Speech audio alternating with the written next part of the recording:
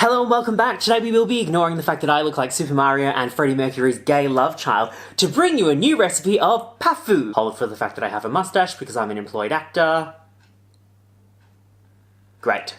Now, in today's recipe of pafu, unlike the one that we tried a couple of weeks ago, we're going to make a slightly more Asian-y kind of version. Our filling will be mango in this one with a coconut custard. And today we're making a rough puff rather than a standard puff pastry because I do not have time or patience to make real puff pastry because I'm lazy. Starting off with our rough puffs first, we're going to take 250 grams of room temperature / kind of cool butter, followed by 250 grams also of strong bread flour, and using a paddle attachment, pop that under your mixer. Turning your mixer on a low speed, we're going to incorporate the butter and the flour, just so the butter is well coated by the flour, but not completely broken up into it.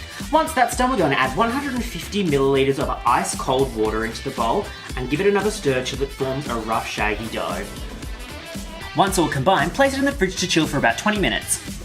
Moving on to our filling, we're going to take 1 can of full-fat coconut milk and pour that into a medium saucepan, pop it on the heat, and get it to just under boiling.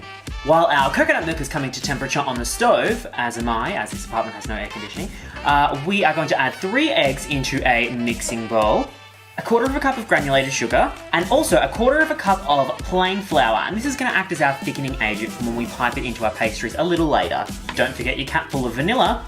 I did. Whoops.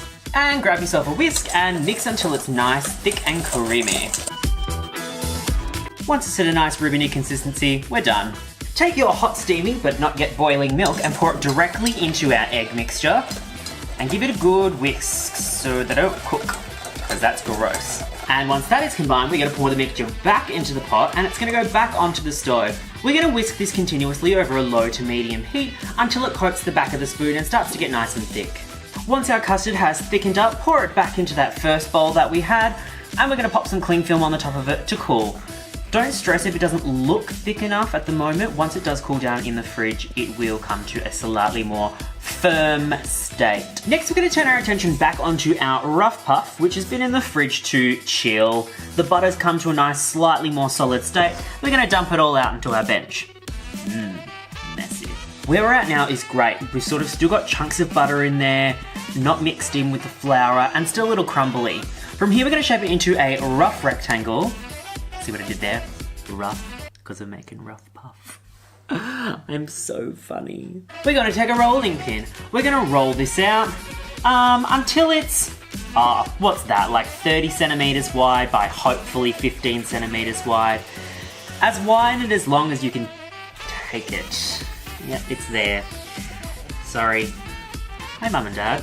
Alrighty, there we go. You might be thinking, Adrian, that looks like shit. And it's because it's not supposed to look great. It's rough puff. Rough. That's what we're doing. So using your hands or a bench scraper, I'm going to use a bench scraper because I didn't flour my surface.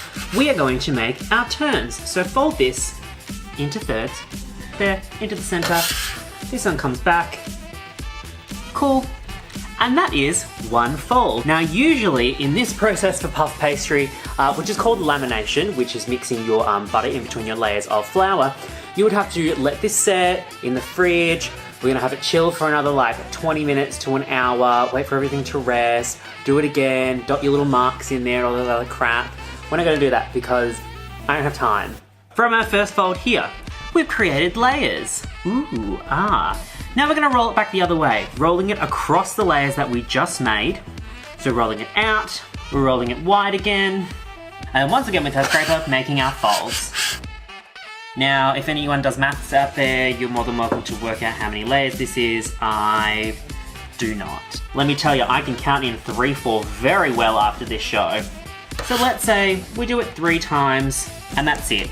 Now we're gonna let this chill in the fridge. Now to the most important part, our juicy mangoes. I'm using Keep mangoes because that's what's in season for me at the moment. I'm just gonna take off the cheeks, grab myself a wine glass, and I'm just gonna push the edge of the mango into the wine glass to peel it off. I find a wine glass works better for this just because it gives me the cleanest mango peel. Yes, I'm gonna drink that. Just gonna cut these into cubes, for our filling. Into our mangoes, I'm going to add 1 tablespoon of brown sugar, and this is just going to create a little bit more like sticky syrup on the inside once our mango filling is cooked. Now that our pastry has had time to chill, we're going to dust our work surface liberally with flour, plonk it down in the middle, and start rolling it out. Now it's a rectangle-ish. It's about 2 to 3 mil thick because we still want the puff pastry to puff up nicely. Going to take a cutter, it's probably 5 centimeters big. I'm going to stamp out our shapes. Now we want to remember that we can't re-roll this pastry once we've stamped out all of our discs because it'll mess up all of our layers. So make sure that you're very space efficient with your stamping. Now the papu that we bought had a little sort of coin purse shape. So what I'm going to do is take my rolling pin and just push out that circle just a little bit so we've got more of an oval shape, like that.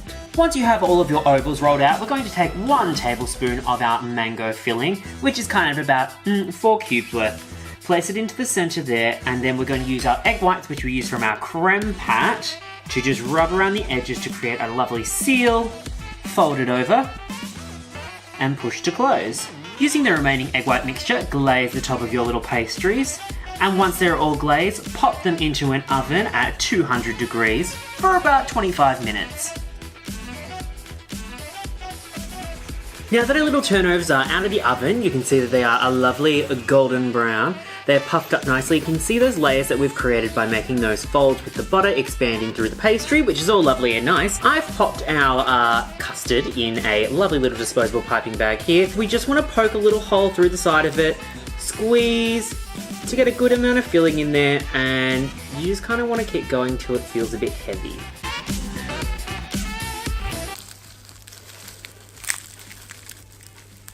And that is it. These are our finished little pafus, our mango and coconut turnovers, if you will. As you can see with our finished product, they are nice and golden on the top, filled with that lovely coconut cream that we've got here, and the mango just tracing down the bottom. We'll give it a bit of a taste test.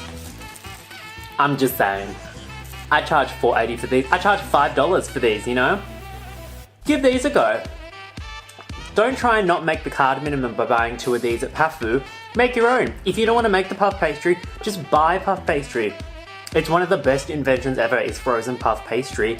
Make the filling, make the custard, fill them yourself. These little beauties are great. Thank you for watching today's episode. Please remember to like, subscribe, and share this video if you did like it. Remember to like my Instagram page, which is Hungry Hungry Homo without the U's in there. Until next time, stay hungry. That man going cocoa nuts to turn me over. We'll work on that.